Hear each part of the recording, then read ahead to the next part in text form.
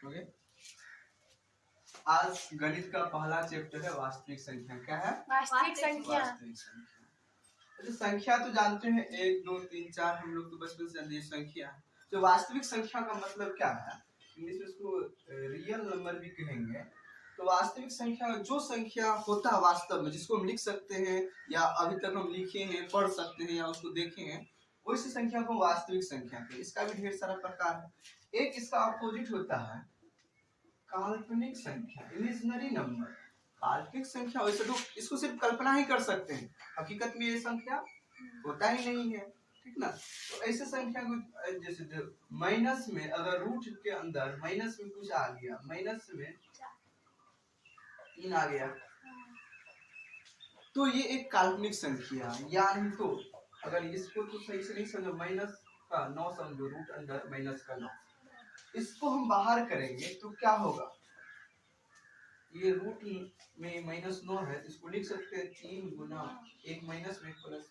Root से क्या बाहर आता है? रूट से बाहर निकालने का नियम यही है, अगर ये भी माइनस तो ये भी माइनस में होता तो हम 1 निकालते, यानी कि बराबर होना चाहिए। देखो 1 3 तो माइनस में 1 प्लस में क्या सेम चीज है?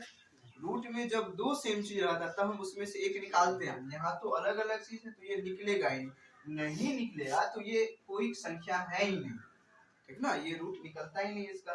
तो याद रखना काल्पनिक संख्या, ज्यादा नहीं जानना है काल्पनिक संख्या के बारे में। मेरा चैप्टर क्या है? वास्तविक संख्या। काल्पनिक संख्या उसको कहेंगे जो इसको सिर्फ कल्पना कर, जो रियल में होता ही नहीं। ऐसा संख्या तुम लोग नहीं देखोगे, अगर आ रहा है तो ये काल्पनिक संख्या है।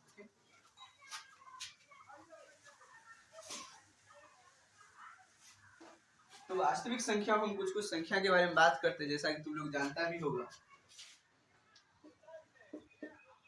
प्राकृत संख्या, दूसरा है पूर्ण संख्या,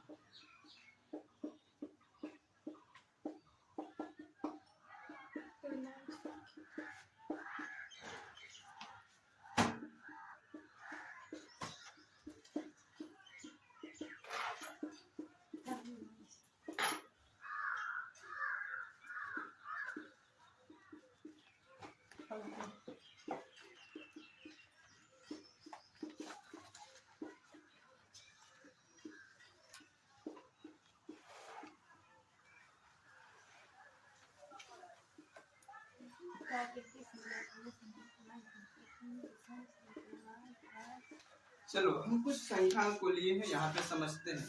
पहला है प्राकृत संख्या। तो याद रखो गिनती की संख्या को प्राकृत संख्या कहते। कोई भी चीज का अगर हम काउंटिंग स्टार्ट करते तो 1 से करते हैं। कितना से? 1 से। 1 2 3 ऐसे। तो 1 से लेकर के तुम जहां तक जाओ, ये अनंत तक जाओ, ये सारा का सारा प्राकृत संख्या कहलाता है। क्या कहलाता है?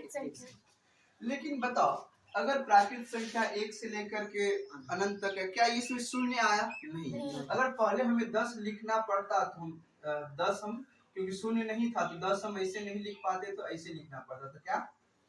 तो जीरो के नहीं रहने से वो संख्या पूरा नहीं था, पूरा नहीं था। जब जीरो आया तब वो संख्या क्या हो गया? पूर्ण संख्या। यानी कि प्राकृत में शून्य यानी कि जीरो को मिला देने से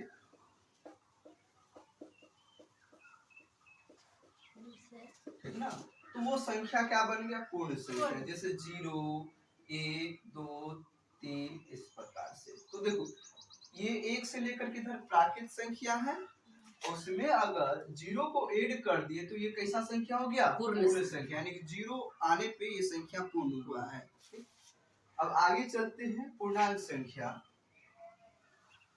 पूर्णांक तुम ऐसे समझो, जैसे ये बीच में 0 है, इधर प्लस 1 2 3, फिर इधर माइनस का 1 2 3, ठीक ना।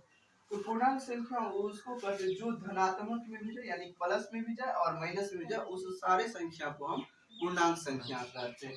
क्या 0 एक पूर्णांक संख्या है? देखो 0 भी है ना पूर्णांक संख्या। क्या 0 एक पूर्ण संख्या है? क्या 0 प्राकृत संख्या है? नहीं। फिर 1 के बारे में देखो, क्या 1 प्राकृत संख्या है? पूर्ण संख्या है? पूर्णांक है? क्या -2 प्राकृत संख्या होगा? तो प्राकृत संख्या उसको कहेंगे जिसको गिनते हैं। तो गिनने की संख्या तो 1 से होगा स्टार्ट, माइनस से तो होगा नहीं।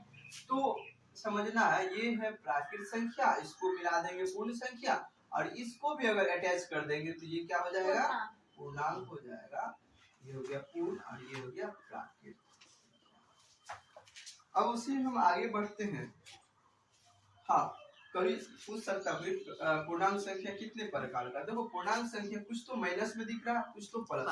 जो माइनस में दिख रहा है उसको कहते हैं ऋणात्मक, क्या करते हैं, जो प्लस में दिख रहा है उसको धनात्मक पूर्णांक कहेंगे। क्या कहेंगे, धनात्मक पूर्णांक। असम विषम तो जानता ही होगा, जिसके अंतिम में जिस संख्या के अंतिम में 0 रहे, 2 रहे, 4 रहे, 6 रहे, 8 रहे, उसी संख्या को सम संख्या। अन्यथा जो 2 से पूरा पूरा कट जाए, सम संख्या जो 2 से नहीं कटे उसको क्या कहेंगे, विषम संख्या। इसका पहचान क्या है, इसके अंतिम में तुमको मिलेगा, क्या मिलेगा, 1 मिलेगा, 3 मिलेगा, 5 मिलेगा, 7 मिलेगा, 9 मिलेगा। जिस संख्या के अंतिम में अगर ये सब डिजिट मिले उसको विषम कहेंगे, अगर अंतिम में ये मिले तो सम संख्या। बताओ क्या 18 सम संख्या है, हाँ अंतिम में 8 है कि नहीं है, देखो इससे क्या ये 18 प्राकृत संख्या है, हाँ गिनती की संख्या में 18, 17 के बाद 18 आएगा।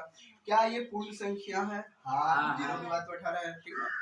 क्या ये पूर्णांक भी है, हाँ ये पूर्णांक भी है, ठीक ना। तो इस तरह से कोई भी संख्या के लिए कुछ भी पूछ सकता है। आगे हम देखते हैं भाज्य और अभाज्य, ठीक ना। तो भाज्य संख्या उसको कहेंगे जो एक और स्वयं के अलावे दूसरे से भी कटे, एक और स्वयं के अलावे दूसरे से भी। जैसे अगर हम बात करें 18, वो 1 से भी कटेगा और खुद 18 से भी कटता, तो 1 से कट रहा है, 1 से कट रहा है कि नहीं कट रहा। 18 कोई भी संख्या 1 से कटता, कितना बार में कटता, उतना ही बार में कटता, ठीक है ना। अगर 50 को 1 से काटेंगे तो 50 बार में ही कटेगा। तो 18 1 से कटा और खुद 18 से भी कट गया। क्या इसके अलावा और किसी चीज से कट रहा है क्या, हाँ 2 से कट रहा है, 3 से कट रहा है, 6 से कट रहा है, ठीक ना। तुमको 9 से भी कटेगा। तो जो संख्या एक और स्वयं के अलावे किसी और संख्या से भी विभाजित हो, कटे या भाग लग जाए, उसको क्या कहेंगे, भाज्य संख्या। एक एवं स्वयं के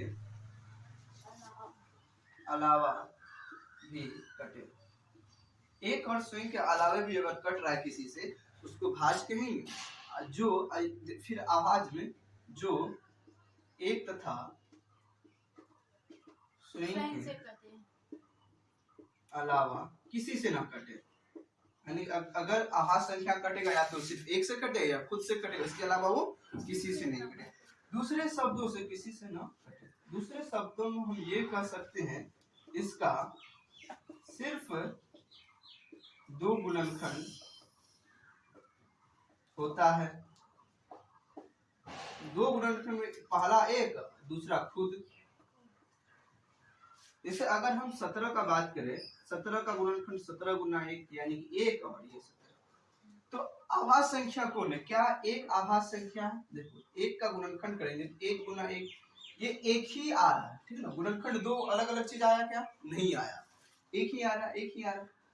तो ये आभाज्य संख्या नहीं, ये आभाज्य संख्या नहीं है।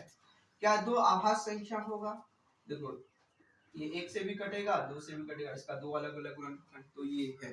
क्या 3 है, हाँ 3 भी है। 4 है क्या, देखो 4 1 से कटता है, 2 से भी कटता है और 4 से भी, तो 3 गुणनखंड इसका आ जाएगा, तो ये नहीं होगा। यानी जिसका सिर्फ 2 गुणनखंड हो वही आभाज्य संख्या, ठीक ना। 2 है, 2 से होता है स्टार्ट, 2 है, 3 है, 5 है, 7 है, 11 है, 13 है, 17 है, तो ये सब आभाज्य संख्या। और जो आभाज्य नहीं है वो भाज्य, यानी कि जो एक और स्वयं के अलावा दूसरे से भी कटे। इतना जानने के बाद एक परिमेय और अपरिमेय, चलो इसको हम पढ़ते हैं। हम ऊपर वाले को कर रहे हैं।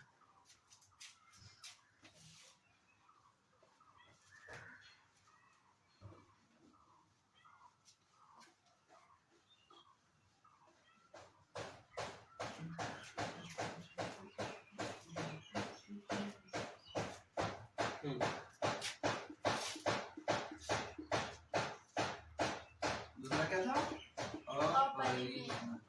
अच्छा अभी हम 18 के बारे में जो तुम लोग को बताए थे कि वो 2 से भी करता है, 3 से भी करता है, 9 से भी करता है, 6 से भी करता है, कैसे? तो भाग देने का कुछ नियम है, ठीक ना? भाग का नियम चलो ये थोड़ा बता देते। 2 से कौन कौन कटेगा? 2 से कटने का नियम। कटना मतलब कैसे को कटना नहीं भाग देना, ठीक ना? डिवीजन। तो 2 से काटने का नियम जिसका अंतिम में सम संख्या हो, क्या हो? सम संख्या हो तो निश्चित वो 2 से कट जाएगा। सम संख्या मतलब वही 0 2 4 6 8 जिसका अंतिम में दिख जाए वो संख्या 2 से कटेगा। 3 से काटने का नियम क्या है? 3 से का नियम क्या है? अगर कोई संख्या दिया है उसका योग करेंगे, संख्या का योग अगर 3 से कटता है तो संख्या भी 3 से जैसे देखो एक संख्या है 111, हम संख्या का योग कर लेंगे। योग करने पे इसका योग तुमको देखो 1 जोड़ 1 जोड़ 1 तो 3 आएगा। क्या ये 3 से कट रहा? हाँ 3 तो 3 से कटेगा ही। तो 3 से कितना बार में कटेगा? एक बार में कटेगा। अगर इसका योग 3 से जब कट रहा है तो ये संख्या भी 3 से कटेगा। तुम देख लो 3 या 9 क्या है 2 1 7 या 21 कट गया कि नहीं? कट गया। बताओ ये संख्या 3 से कटेगा क्या? संख्या का योग करो फिर 3 आ रहा। 3 अगर 3 से कट रहा तो ये संख्या भी 3 से कटेगा। हम चलते हैं 4 से भी देख लेते हैं।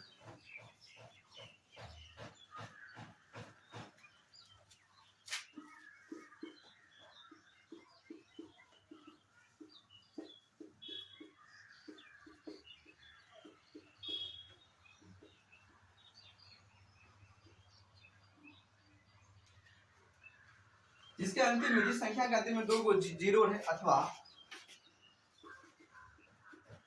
अंतिम 2 संख्या किससे कटे? 4 से कटे तो पूरा संख्या 4 से कटेगा। देखो हम क्या बोले, जिसका अंतिम में कोई भी संख्या जैसे अंतिम में 2 को 0 है तो ये 4 से कटे, या अंतिम का 96 31 81 24, ठीक है?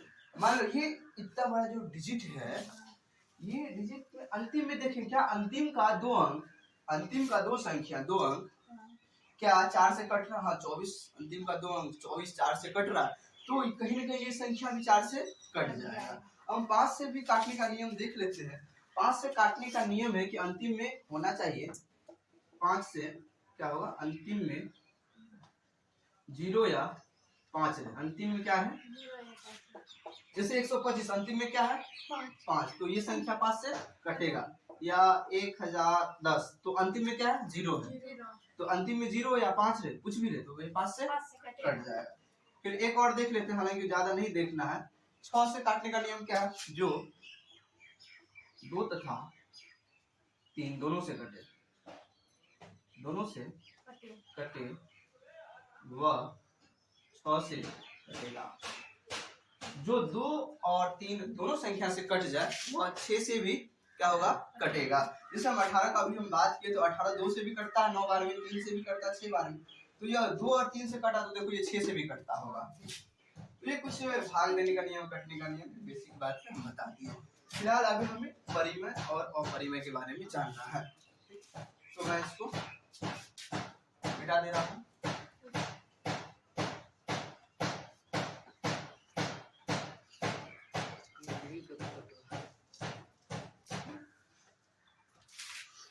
तो परिमेय संख्या क्या है? तो बेसिकली इसको डायरेक्ट हम बोलेंगे जो हम अंश और हर के रूप में, जिसको हम भिन्न के रूप में लिख पाए, ठीक ना, p/q के रूप में लिख पाए, तो वही संख्या क्या कहलाता है? परिमेय संख्या। जैसे अगर 17 का बात करते, 17 एक संख्या लेते हैं, क्या ये 17 परिमेय संख्या? क्या हम इसको अंश और हर के रूप में लिख सकते हैं? जैसे भिन्न तुम लोग देखता होगा, भिन्न अंश ऊपर अंश नीचे हर।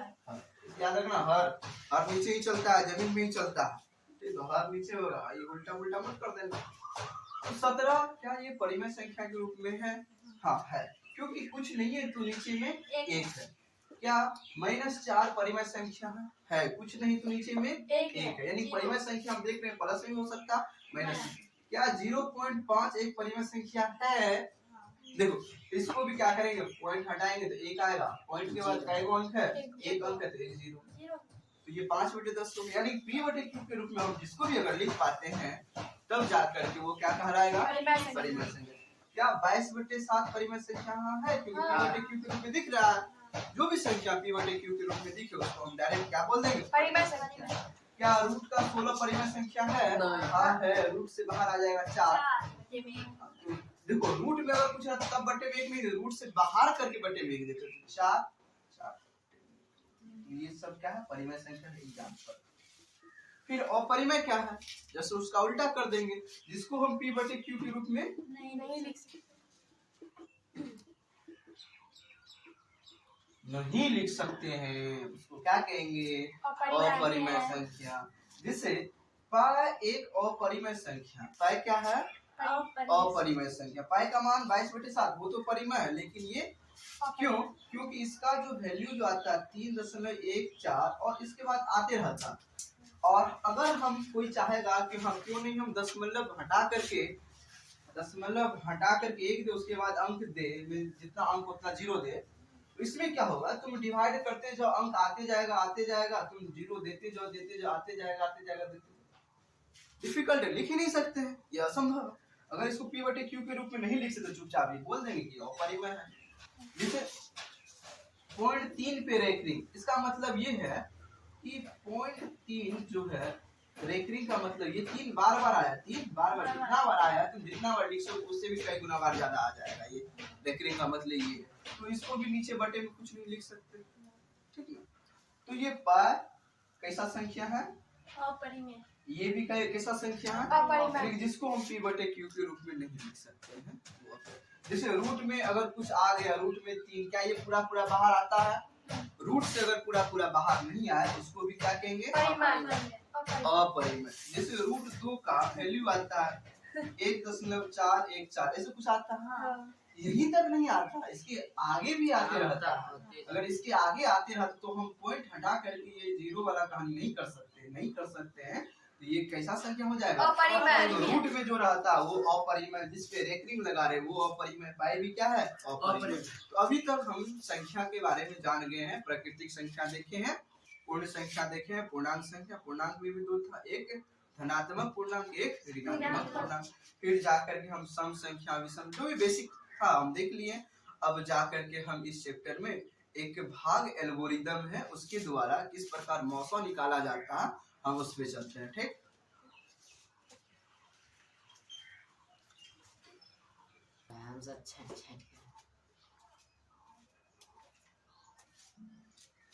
अब आगे है यूक्लिड विभाजन प्रमेय का द्वारा किसी भी संख्या का लौसव ज्ञात करते हैं। तो क्या है यूक्लिड विभाजन, a बराबर bq प्लस r।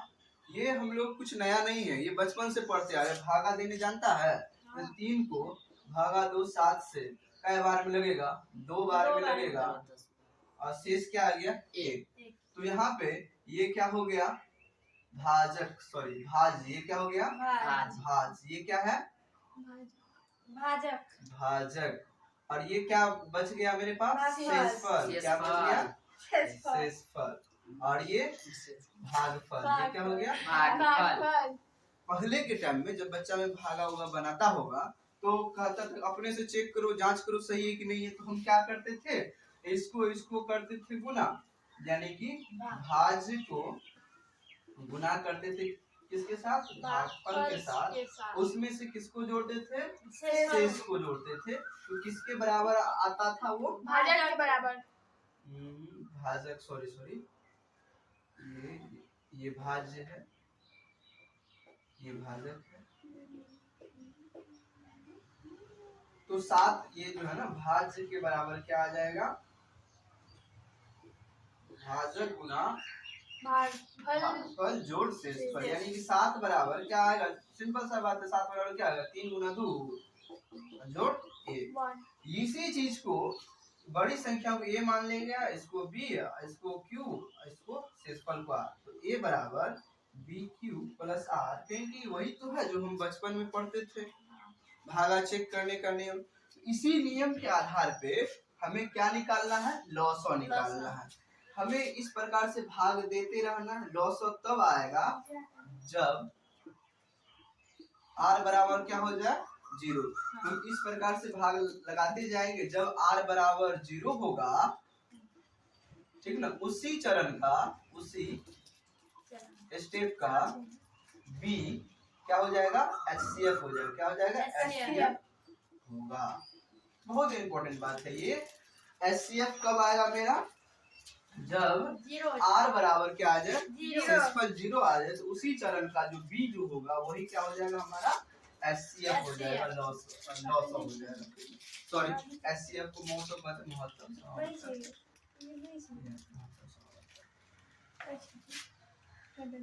बात क्या करती है।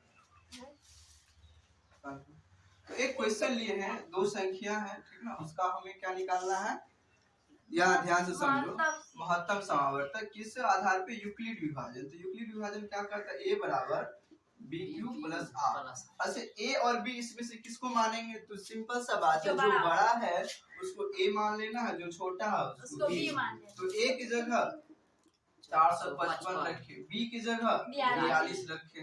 अब इसको भाग देना, देखो 10 बार में देंगे तो 420 होगा, 11 बार में देंगे तो कुछ ज्यादा हो जाएगा, तो हम 10 बार में ही भाग देते हैं, तो क्या हो गया, 420। 420 इसमें से जब घटेगा तो शेष कितना बचेगा, बोलो, 35 बचना सही है ना। क्या शेषफल 0 आया है, शेषफल जब 0 नहीं आया, r 0 नहीं आया, तो उस स्टेप का b HCF तो होगा ही नहीं। हमें तब तक करना है जब तक ये क्या ना हो जाए, 0 नहीं हो जाए। हमें एक स्टेप और करना, एक स्टेप करने के लिए अब हमको फिर से a और b पहचानना पड़ेगा। तो हम क्या करेंगे, इसको थोड़ा धक्का देंगे, इसको चलो उधर, क्या करेंगे, इसको थोड़ा धक्का देंगे, तो ये जो है यहाँ आ जाएगा, ये कहाँ जाएगा, यहाँ, और ये 35 कहाँ जाएगा, यहाँ आ जाएगा। 42 इधर आ गया, ये शेषफल का 35 यहाँ आ गया। अब बताओ, एक जगह ये, बी की जगह ये, तो हम कितना बार में लगाएंगे, 2 बार में लगाएंगे तो 70, तो एक ही बार में लगाना पड़ेगा, एक बार में लगाएंगे तो 35 ही हुआ। 35 अगर घटेगा तो 7 आएगा, शेष क्या आएगा, अभी भी शेष 0 नहीं आया है, जब 0 आएगा तभी जाकर के हमको आंसर मिलेगा। तो फिर से करते हैं, एक बार धक्का लगाओ, क्या लगाओ, धक्का लगाएंगे तो ये 35 फिर से इधर आएगा, और यहाँ पे क्या आएगा, 7। कई बार में लगा, 5 बार। इस बार शेष क्या आ गया, 0। तो हम बोले हैं कि जब जिस चरण का, जिस स्टेप का r 0 हो जाए, शेषफल 0, उसी चरण का b क्या होता है, HCF। तो इसका HCF जो हो जाएगा, ये हो जाएगा 7। HCF किसका, 455, और 42 का HCF क्या हो जाएगा, 7 हो गया। अब हम आगे जो है, इस प्रकार का और भी क्वेश्चन है किताब में, तुम लोग सॉल्व कर लेना। आगे जो हम पढ़ेंगे, लॉसो और मौसो आभाज्य गुणनखंड विधि द्वारा कैसे निकालते हैं, ठीक, तो इसको निकालेंगे। तो अब जो है हम एक नेक्स्ट टॉपिक है, आभाज्य गुणनखंड द्वारा हम लॉस, किसी भी संख्या का लॉस और मौसो, एलसीएम और एचसीएफ कैसे निकालते हैं ये जानेंगे। तो फिलहाल हम पहले जानते हैं कि आभाज्य गुणनखंड क्या है। तो गुणनखंड, तो आभाज्य संख्या से ही भाग देना ही आभाज्य गुणनखंड होता है। जैसे एक संख्या लेते हैं हम 140, इस संख्या को हम आभाज्य गुणनखंड करेंगे तो आभाज्य संख्या से भाग लगाएंगे। तो सबसे छोटी आभाज्य संख्या क्या है, बताओ, एक है या दो है, दो है। एक तो नहीं होगा क्योंकि एक का एक ही गुणनखंड है, ठीक ना, 2 होगा। तो सबसे छोटी आभाज्य संख्या से पहले भाग देते, तो फिर लगाओ 35। अब बताओ, क्या ये 2 से लगेगा, फिर नहीं लगेगा, 3 से भी नहीं लगेगा क्योंकि 5 3 8 आता है, तो कहीं ना कहीं ये 5 से लग रहा है। 5 की आभाज्य संख्या हाँ है, तो आभाज्य संख्या से सिर्फ लगाना है 7।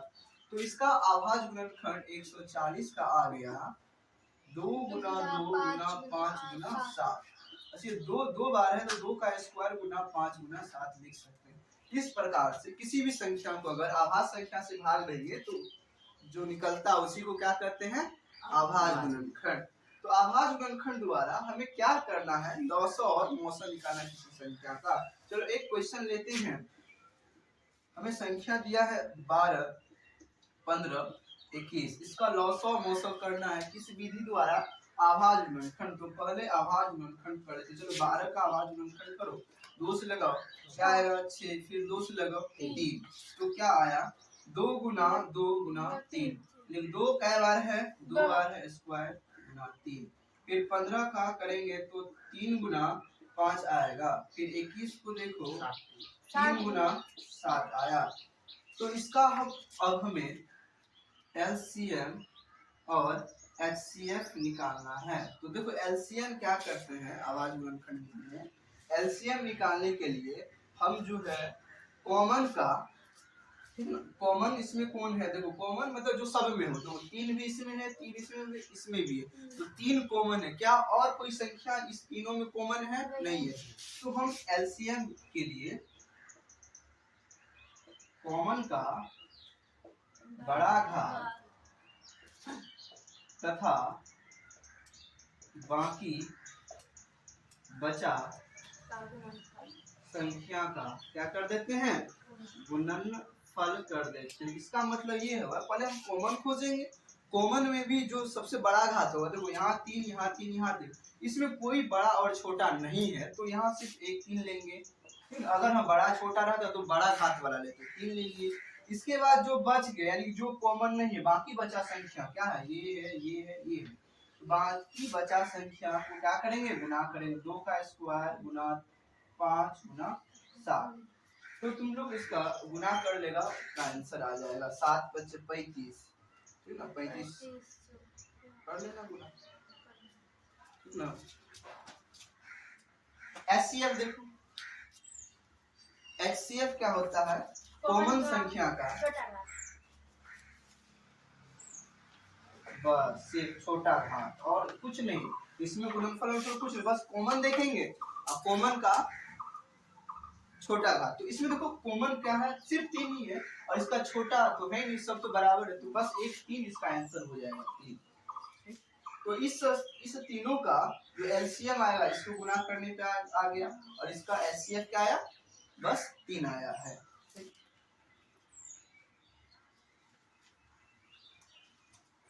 इस प्रकार का क्वेश्चन अगर है, फिर से एक बार हम बोल देते हैं। पहले तो हम आभाज्य गुणनखंड निकाल लेंगे, इस तरह लिख लेंगे।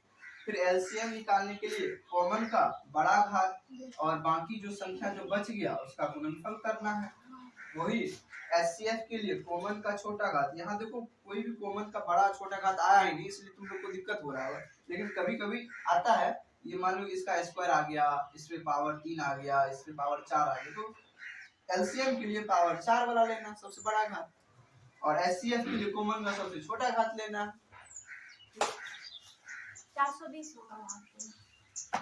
हाँ, इसका अगर गुणनफल करेंगे तो 420 आ रहा है। तो इसका मतलब इसका LCM ये है और इसका HCF ये है इन संख्या का। अब क्वेश्चन हमें इस प्रकार से पूछता है कि इसका आभाज्य गुणनखंड विधि द्वारा जो LCM और HCF जो निकालते हैं उसकी सत्यता का जांच करते हैं। एक फार्मूला है A गुना B बराबर LCM गुना HCF, यानी दो संख्या दिया रहेगा और उसका LCM और HCF निकाल करके अगर गुना करेंगे तो दोनों संख्या के गुणनफल के बराबर आएगा। जैसे एक क्वेश्चन हम लेते हैं 510 और 92, तो इसमें A और B कौन है, जो बड़ा है वो A है, जो छोटा है वो B मान लेंगे, ठीक। हमें आभाज्य गुणनखंड द्वारा LCM और HCF निकालिए, तो फार्मूला है, ये फार्मूला को चलो प्रूव भी करते हैं। तो 510 का आभाज्य गुणनखंड अगर निकालेंगे 2 से लगाओ कितना आएगा 55, अब कितना से लगेगा 3 से 6 को 24 65, ठीक है ना। अब बताओ कितना से लगाएं, तो हमेशा आभाज्य संख्या से लगाना है। 4 के बारे में सोचना भी, 6 के बारे में भी नहीं सोचना, आभाज्य संख्या से लगाना। 5 से 11 यानी कि 5 से 10 का क्या आ रहा है 13 पैसे।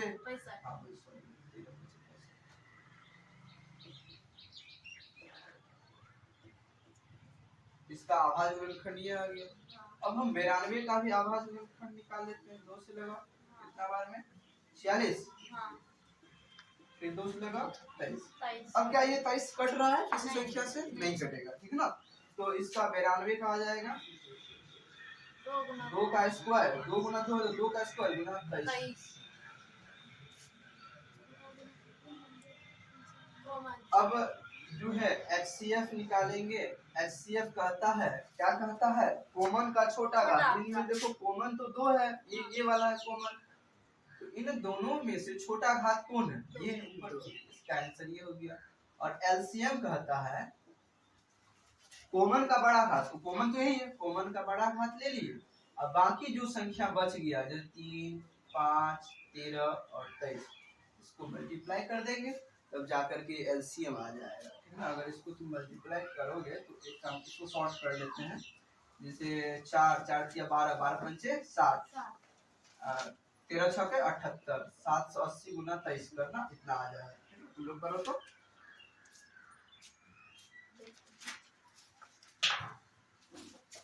इसको हम मिटा रहे हैं।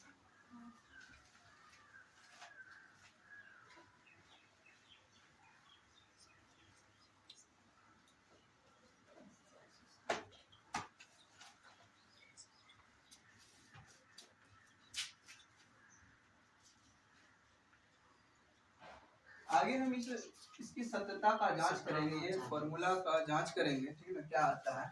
जैसे A गुना B करो, ठीक है ना, फिर तुम LCM गुना HCF करो, HCL, ठीक। तो ये आगे चल के कहीं न कहीं ये बराबर आएगा, और यही ये फॉर्मूला कहता है। ये फॉर्मूला का मतलब ये दोनों संख्या का गुणनफल उसके LCM और HCF के गुणनफल के बराबर आता है। तो ये सब कर सकते हैं। कितना आया है? 17,940। तो कहीं न कहीं ये अगर 17,940 आया है तो LCM गुना HCF भी क्या आएगा? उतना ही आएगा। चलो LCM गुना HCF देख लेते हैं। सॉरी, ये दो संख्या का गुणनफल है। ये यहाँ 510 गुना 92, 510 गुना 92 करो। ये जो है इसके LCM और HCF से के बराबर आना चाहिए, ये फॉर्मूला कहता है। ये इसका सत्यता का क्या हुआ? जांच हुआ। इस फॉर्मूला को फिर से देखो। पहली संख्या गुना दूसरी संख्या बराबर LCM गुना HCF। अगर इसे चारों में से कोई 3 दे करके और चौथा पूछ ले तो हम निकाल सकते हैं। जैसे मान लो दूसरी संख्या दिया, पहली पूछ रहा, इसको भेज दो उधर, या सब कुछ दिया है HCF नहीं दिया तो इसको LCM को इधर भेज देंगे। तो इस प्रकार कोई भी चीज दे करके, इस चारों में से कोई 3 चीज दे करके हमें चौथा चीज पूछ सकता है, हम इसको बना सकते हैं। तुम लोग इसको देख लेना, कर लेना, ठीक ना, वो आता है, ठीक ना। तो अब हम इसके बाद जो लगभग लास्ट होने ही जा रहा है, ठीक ना, लास्ट टॉपिक है, लगभग हम सिद्ध करने के लिए जानेंगे कि संख्या परिमेय है कि नहीं है, ठीक ना। जैसे इस टाइप का क्वेश्चन जनरली आता है कि सिद्ध कीजिए √2, √5, √3, √7 क्या है? परिमेय संख्या, सॉरी अपरिमेय संख्या है, या नहीं तो इसका अथवा में आ जाएगा परिमेय नहीं है, परिमेय नहीं है। ऐसे बताओ, अपरिमेय संख्या को ही ना कहेंगे परिमेय नहीं। हमें इस टाइप का क्वेश्चन आता है, या तो √2 या तो √5 या तो कुछ भी आ जाएगा जो रूट से बाहर ना निकले, उसको सिद्ध करना है कि अपरिमेय संख्या अथवा परिमेय नहीं है। तो हम इस प्रकार के क्वेश्चन को भी, चलो किसी एक क्वेश्चन को लेते हैं, सॉल्व करते हैं और सब क्वेश्चन सॉल्व हो जाएगा। इसे हम लेते हैं √3 को। क्वेश्चन में हम क्या ले लिए? √3 को सिद्ध करना है कि अपरिमेय संख्या है। तो हम पहले इसमें क्या करेंगे? हम अपोजिट चलेंगे, मानेंगे ये परिमेय है। क्या है? सिद्ध क्या करना है? अपरिमेय, लेकिन मानेंगे क्या?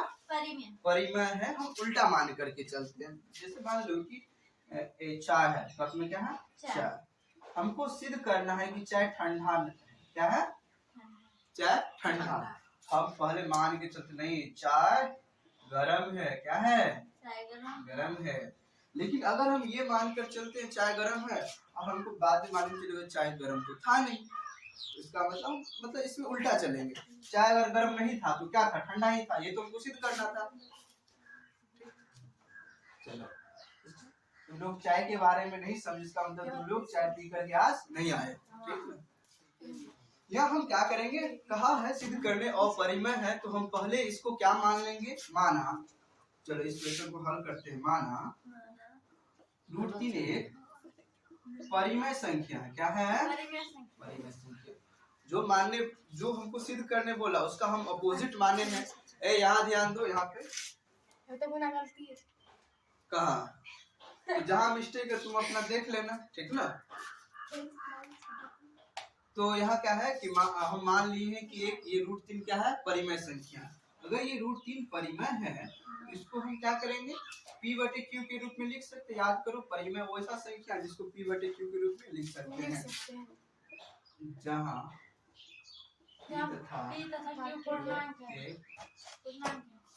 पूर्णांक है एवं q नहीं है बराबर 0 का। ये चीज लिखना पड़ता है।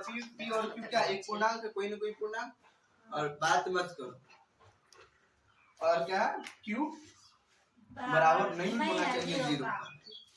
इस प्रकार से हम लिख लें। अब हम क्या करेंगे, दोनों साइड वर्ग करेंगे, दोनों तरफ वर्ग करेंगे, क्या करेंगे, स्क्वायर करेंगे, दोनों तरफ स्क्वायर करेंगे तो रूट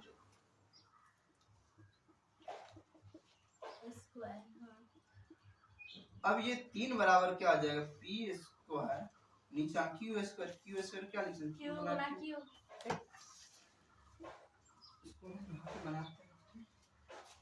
अब क्या होगा, ये क्या है, एक पूर्णांक है। क्या है ये सब पूर्णांक है। इसमें से 2 क्यू में से एक क्यू को हम इधर लाएंगे। क्या लाएंगे, इधर लाएंगे, इधर। देखो ये पूर्णांक था, पूर्णांक संख्या से गुना होने पे पूर्णांक हो गया, लेकिन ये क्या है, भिन्न। तो यहाँ क्या है, भिन्न, सॉरी पूर्णांक बराबर क्या है, भिन्न। तो ये असंभव है। क्या है, असंभव। ऐसा हो ही नहीं सकता है। तो फिर इसके बटे में कुछ नहीं, उसके बटे में कुछ, बराबर कैसे होगा, ठीक है। तो पूर्णांक बराबर भिन्न नहीं होते, ये असंभव है। क्या है, इसको काट देंगे, असंभव है। तो यह संभव कब हो सकता है,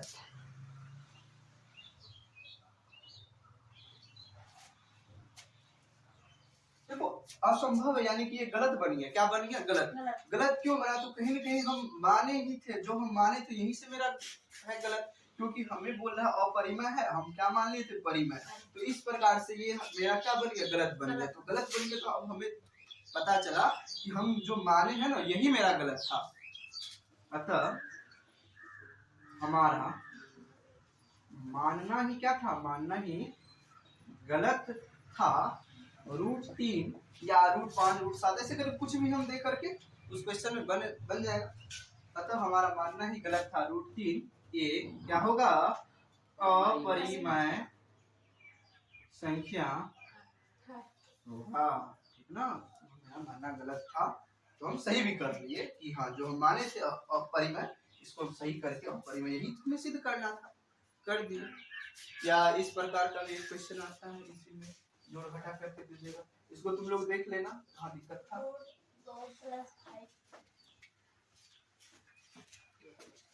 मान लो 3 + √7 या 2 + √2 या 1 + √7 या √5, इस प्रकार का क्वेश्चन को भी सिद्ध करने दे देगा कि ये अपरिमेय है, सिद्ध कीजिए। तो हम क्या करें, किसी एक को लेते हैं, फिर वही करेंगे, सिद्ध करना अपरिमेय, मानेंगे परिमेय, मानेंगे क्या है, परिमेय। माना 3 + √7 एक परिमेय संख्या है, मान लिए। अगर इसको परिमेय माने हैं तो तुम लोग बताओ इसको क्या लिख सकते हैं, p/q के रूप में लिख सकते हैं। फिर वही बात लिखेंगे जहां p तथा एक q पूर्णांक है और q नहीं होना चाहिए 0 के, वही सब बात लिखेंगे जो यहाँ लिखे। अब उसके बाद क्या करेंगे, इस 7 को, ये रूट में जो है 7 उसको उस साइड दे देंगे, घट जाएगा। क्या होगा, तो देखो यहाँ क्या हो रहा है कि ये तो परिमेय संख्या है, ये भी कुछ न कुछ परिमेय है, लेकिन इस परिमेय संख्या में इस साइड के परिमेय संख्या से एक कौन कैसा संख्या घट रहा, अपरिमेय घट रहा। परिमेय में अगर अपरिमेय जुड़ता है, परिमेय जो अपरिमेय, तो ये अपरिमेय ही हो जाता है। क्या हो जाता है? अपरिमेय। परिमेय में चाहे अपरिमेय से गुणा करे, जोड़े, घटाए, कुछ भी करे तो वो क्या बदल जाएगा? अपरिमेय, अपरिमेय ही बदल जाएगा। तो यहाँ देखो P बटे Q जो कि हम परिमेय है उसको अगर रूट से हम घटा रहे हैं तो क्या हो जाएगा? ये भी अपरिमेय हो जाएगा। इधर परिमेय है, ये क्या है? परिमेय, और इधर क्या हो गया? अपरिमेय। इस प्रकार से हम ये सब क्वेश्चन को सॉल्व करते हैं। और जो कि परिमेय कभी भी अपरिमेय के बराबर नहीं हो सकता है, तो ये असंभव है। क्या है? असंभव। अच्छा, असंभव यानी गलत हो गया। गलत इसलिए हुआ कहीं कहीं हम मानेंगे तो हम वहाँ लिख देंगे, इस लाइन को फिर से दोहराएंगे। हमारा मानना क्या था? गलत था। अच्छा, हम क्या माने थे? परिमेय। तो हम अब हमको क्या मानना पड़ेगा? 3 प्लस रूट 7 अपरिमेय संख्या है। तो इसी प्रकार से हम किसी भी क्वेश्चन को सॉल्व कर सकते हैं। यही दो तरीका है सॉल्व करने का। अब पहले तो ये 5-5 नंबर में पूछा है, तो इसका और भी लॉन्ग विधि है, तो हम शॉर्ट विधि में जो कि 2 नंबर के लिए काफी 2 नंबर में आता है ये सब क्वेश्चन। इसके लिए बस इतना ही जानना है। अब एक लास्ट टॉपिक छोटा सा बच गया, दशमलव प्रसार। इसको आप लिखिए, उसके बाद हम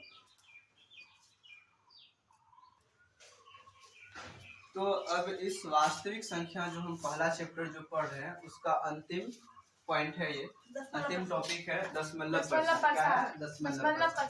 हम लोग जो भागा जो देते हैं दशमलव वाला, दशमलव के बाद जो संख्या आता है उसी चीज को क्या कहते हैं? दशमलव प्रसार। अच्छा बताओ, दशमलव के बाद यहाँ जो हम पढ़ेंगे कैसे पढ़ेंगे कि 47,332? नहीं, ऐसे नहीं पढ़ते हैं हम। दशमलव के बाद कोई संख्या को एक एक डिजिट करके पढ़ेंगे। ठीक, तो दशमलव प्रसार यानी दशमलव जो होता है, कभी जाकर के तुम लोग का भागा पूरा पूरा कट जाता होगा दशमलव के बाद। जो पूरा पूरा कट जाए दशमलव के बाद उसको कहेंगे शांत। और कभी कभी क्या होता है कि भाग देते जाओ देते जाओ देते जाओ, कटता तो है नहीं, तो ऐसे दशमलव प्रसार को क्या कहेंगे? अशांत कहेंगे। अशांत में भी 2 टाइप का है। एक है आवृत्ति, जब दशमलव के बाद बार बार एक ही संख्या आए, जैसे 3 को अगर 20 से भागा लगाओ तो बार बार 6 6 18 2 .2 6 ही आएगा। यानी कि ये जो दशमलव प्रसार है ये आवृत्ति है, यानी कि एक ही संख्या का बार बार रिपीटेशन हो रहा है। लेकिन एक ऐसा भी होता है आसान जो एक मतलब रिपीट होता ही नहीं, मतलब कुछ नया नया नया संख्या आते रहता है। तो इस प्रकार को जो दशमलव के बाद जो शांत नहीं रहे, जो कटते रहे आते रहे, उसको कहेंगे अशांत। जो शांत हो जाए यानी जो कट जाए पूरा पूरा दशमलव उसको शांत। तो दशमलव प्रसार शांत वाला भी परिमेय कहलाता है, परिमेय संख्या में आता है। और अशांत का आवृत्ति भी किस में आता है? परिमेय में आता है। अच्छा बताओ, पाई क्या है? परिमेय है कि अपरिमेय है? पाई अपरिमेय, क्योंकि पाई का मान जो 3.14 के बाद कुछ मतलब ढेर सारा चीज आते रहता है, यानी कि रिपीट भी नहीं करता है, तो अनावर्ती में आता है। पाई अशांत में भी यानी कि अनावर्ती है। तो हम देख लिए दशमलव प्रसार, तो शांत अशांत, ठीक ना। और अशांत में 2 प्रकार, एक आवर्ती एक अनावर्ती। आवर्ती उसको कहेंगे जब एक ही संख्या बार बार रिपीट करे, अनावर्ती उसको कहेंगे जब अलग अलग संख्या ही आए। एक है और कि बिना भाग दिए कैसे जानेंगे कि दशमलव प्रसार कैसा है, शांत है या अशांत है? क्या है? शांत या अशांत कैसे जानेंगे दशमलव प्रसार बिना भाग दिए? तो देखो, भाग नीचे में जो रहता है उसका गुणनखंड करेंगे, और वो अगर 2 और 5 के रूप में उसका गुणनखंड आ जाए, या तो 2 आए या तो 5 आए या तो दोनों आए, कुछ भी रहे, यानी 2 और 5 के ही रूप में सिर्फ रहे, इस रूप में रहे, 2 और 5 के ही रूप में जब रहे तब जाकर के इसका दशमलव प्रसार क्या होगा? शांत होगा। क्या होगा? रहे तो दशमलव प्रसार क्या हो जाएगा? शांत हो जाएगा। अच्छा, 2 और 5 के अलावा अगर कुछ और आता है तो क्या हो जाएगा? अशांत हो जाएगा। चलो हम कुछ एग्जांपल देखते हैं। जैसे 17/8, तो हम बिना भाग दिए इसको हम चेक करेंगे ये शांत है कि अशांत। तो हम नीचे वाले संख्या को देखते हैं, ये 8 है और 8 का अगर अभाज्य गुणनखंड करेंगे 2 गुना 2 गुना 2, तो सिर्फ 2 के रूप में आ रहा है कि नहीं आ रहा है नीचे? 2 और 5 किसी भी रूप में रहे, या तो 2 रहे या 5 या 2 के रूप में आ रहा है, तो ये कैसा हो जाएगा? शांत। शांत। जैसे 21 बटे 7 गुना 5 ये है, तो ये 21 बटे 35 ये शांत है कि अशांत है? तो देखो हम क्या करेंगे, इसको हम अभाज्य गुणनखंड करेंगे, तो 7 गुना 5 आ रहा है, क्या आ रहा है? देखो 5 है तो ठीक है, लेकिन 7 आ रहा है तो कहीं ना कहीं दिक्कत है, ठीक ना? अगर 7 रहे तो नहीं हो पाएगा, क्योंकि 2 और 5 ही होना चाहिए। लेकिन इसको अगर गौर से देखें, ऊपर क्या था? 21 था, तो ये 7 इसको काट देगा कै बार में? 3 बार में, तो कहीं ना कहीं 3 बटे 5 है, क्या है ये? 3 बटा 5 के रूप में आ गया, तो ये क्या हो गया? शांत हो गया। एक और एग्जांपल देख लेते हैं, जैसे 117 बटे 2 का क्यूब, 3 का स्क्वायर, 5 पे पावर 4, फिर 7 पे पावर 1। तो बताओ यहाँ हम देख रहे, यहाँ गुणनखंड जो है हर का 2 और 5 के रूप में तो है नहीं, लेकिन यहाँ 7 के भी रूप में आ गया और 3 के भी रूप में, तो इसलिए यह कैसा होगा? अशांत होगा। तो दशमलव प्रसार शांत होने के लिए हमें हर का गुणनखंड में सिर्फ क्या आना चाहिए? 2 और 5। इसके अलावा अगर कुछ और आएगा तो वो अशांत होगा। तो ये चैप्टर में सारा बेसिक बात हम कर लिए हैं। अब इस चैप्टर का लगभग सारा सवाल बन जाए, जो भी कुछ एक आध क्वेश्चन है उसको हम अगले वीडियो में ठीक है अच्छे से समझाएंगे। ठीक है, साइना वाला है, पैरेट वाला है, फिर एक रवि और सोनिया का है, ठीक है ना एक, तो ये सब चीज को समझाएंगे, ठीक है ना। हालांकि और सब जगह इसको ऐसे निकाल दिया जाता है कि हाँ एलसीएम ले लो, एचसीएफ ले लो, लेकिन क्यों ले लो हम इस बात को वहाँ जिक्र करेंगे, समझाएंगे। तो ये चैप्टर का जो भी बेसिक बात था ये क्लियर हो गया। अब जाकर के इसका सवाल बना लगभग सारा बन जाए, जहाँ भी दिक्कत होगा पूछ लेना। Thank you.